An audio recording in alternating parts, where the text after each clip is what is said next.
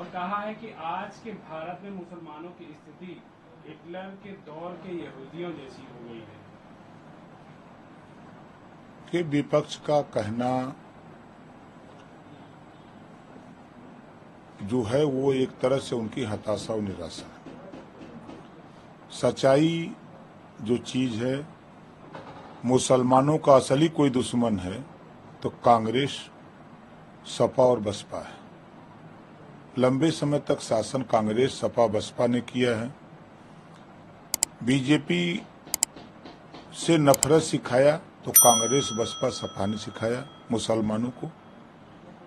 और आजादी के बाद नौकरियों में 38% मुसलमान था, आज 1% रह गया है। कौन जिम्मेदार है?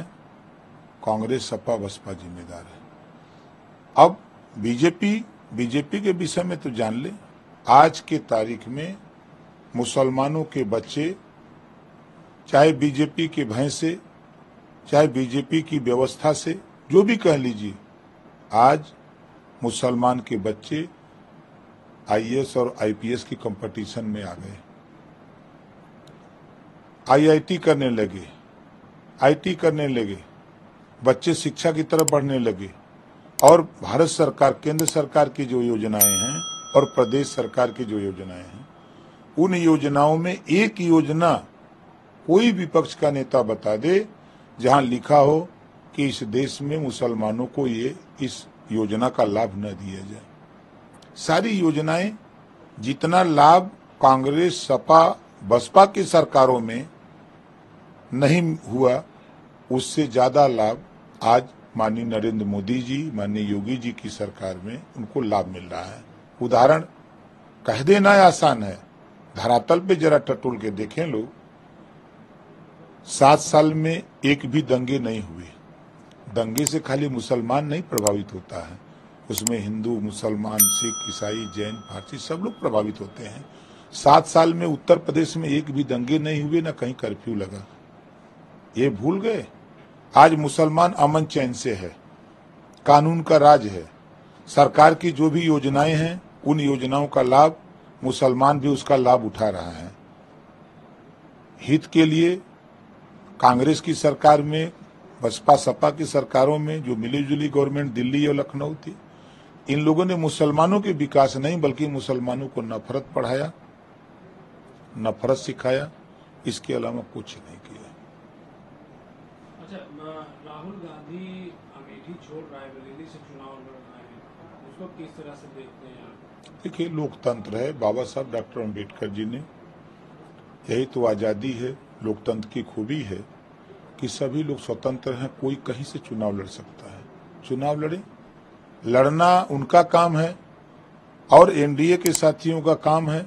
हम 80 की 80 सीट जीतने के लिए काम कर रहे हैं। यूपी में हम विकास किए हैं और विकास करने के लिए हम जनता से वोट मांग रहे हैं।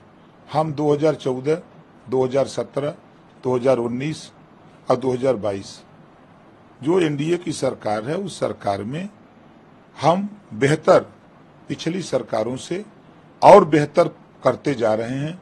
और आने वाले दिनों में केंद्र में तीसरी बार माननीय नरेंद्र मोदी जी की सरकार बनेगी और बेहतर होगा।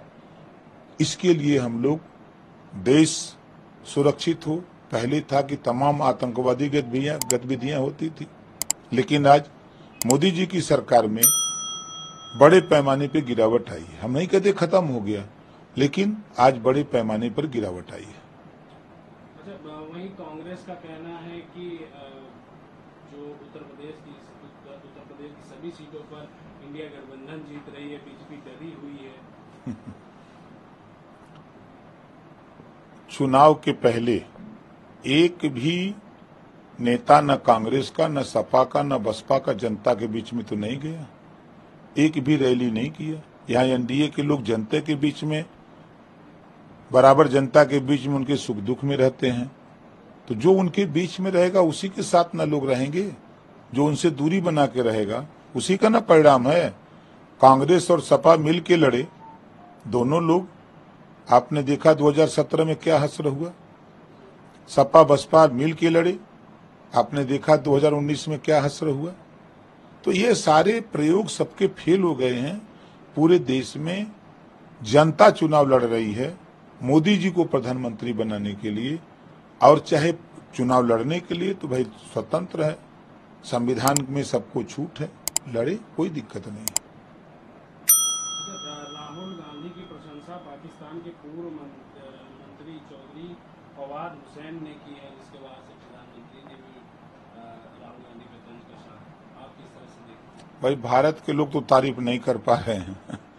भारत के एक व्यक्ति का नाम बताइए जो तारीफ करता हो। हाँ, पाकिस्तान के लोग जरूर तारीफ करते हैं। समाजवादी पार्टी के राष्ट्रीय अध्यक्ष अखिलेश यादव कह रहे हैं कि इस बार पीडीए भाजपा को हराने जा रही है, इंडिया गठबंधन की सरकार बनने जा रही है। देखिए, अखिलेश जी 2017 में 300 पार कह रहे थे, कहाँ खड़े हुए 17 में, सरकार नहीं बनी। 2019 में 60 सीट जीत रहे थे, 5 पे आ गए। 22 में 400 जीत रहे थे, 111 पर तो हम चले गए थे, इस नाते 111 पर आ गए। और जो पीडीए की बात करते हैं, ओम प्रकाश राजभर भी तो पीडीए है, स्वामी प्रसाद मौर्य भी तो पीडीए हैं, पल्लवी पटेल जी तो पीडीए हैं, चौधरी जयंत वो भी तो पीडीए हैं, चंद्रशेखर आजाद वो भी तो पीडीए हैं। किस पीडीए की ये बात करते हैं? परिवारवाद की बात, वही परिवारवाद पीडीए है। पूरे उत्तर प्रदेश में यादव की आबादी 9% है। 9% में लोकसभा का टिकट उन्होंने बांटा, तो उस बंटवारे में 5 सीट यादवों को दिया, यादव जाति को दिया। और वो किसको दिया? सैफई के लोगों को दिया। भाई भतीजा परिवार के ही लोग लड़ रहे हैं, 5 लोग। यादव प्रदेश में कोई लड़ने वाला नहीं, वो खाली वोटर बन के रह जाएगा। यार ये क्या है? ये परिवारवाद नहीं है। 5 के 5 परिवार से अब आजमगढ़ जाके लड़ेगा आदमी, सैफई से आजमगढ़ लड़ेगा। आजमगढ़ में कोई यादव ऐसा नहीं है जिसके पास वो संवरण हो, वो सोच हो, विचार हो, राजनीति, वो चुनाव लड़े। आजमगढ़ लड़ना होगा तो सैफई से, मैनपुरी सैफई से। अब जहां भी लड़ना होगा संभल, ये खाली मुसलमान वोट देने की मशीन है, इनको जिताने का काम करेगा। जहां मुसलमानों की आबादी है वहां मुसलमान को टिकट नहीं देंगे। जहां 40%, 42%, 45% वोट है वहां मुसलमान नहीं लड़ेगा। जहां 10%, 12% है वही लड़ेगा। किस पीडीए की बात करते हैं? जब पीडीए को इकट्ठा करना था तब तो पीडीए को भगाने लगे, भगाते भगाते आज अकेले खड़े हैं। तो कहीं लड़ाई नहीं है, वो झूठ बोल रहे हैं। और उनका पीडीए हवा तो उसी दिन निकल गई, उनके पूरे पीडीए की, जिस दिन नीतीश जी एनडीए में आ गए। जो बचा खुचा हवा थी वो जैन जी ने निकाल दिया। बचा क्या है? खाली बस जबान बची है, वो बोलते रहे पीडीए। पीडीए का सही नारा अभी तक नहीं उनका तय हो पाया। कभी कुछ बताते हैं, कहीं आप लोगों के सामने कुछ बताते हैं, तो कभी कुछ बताते हैं।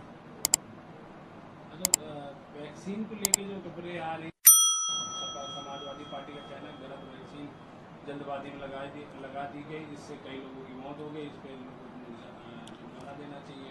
देखिए, समाजवादी पार्टी के नेता के पास विकास के मुद्दे नहीं है। शिक्षा में सुधार कैसे हो, देश में रोजगार बेहतर कैसे हो, नौजवानों को मुख्य धारा में कैसे लाया जाए, प्रदेश और देश विकास के रास्ते पर कैसे चले, इन सब चीजों पे चर्चा करने की बजाय नेगेटिव चर्चा करते हैं।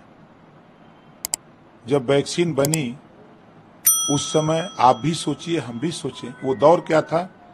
उस दौर में ये था कि हम लोग जो है किसी तरह जान बचे, पूरी सरकार जान बचाने में लगी है।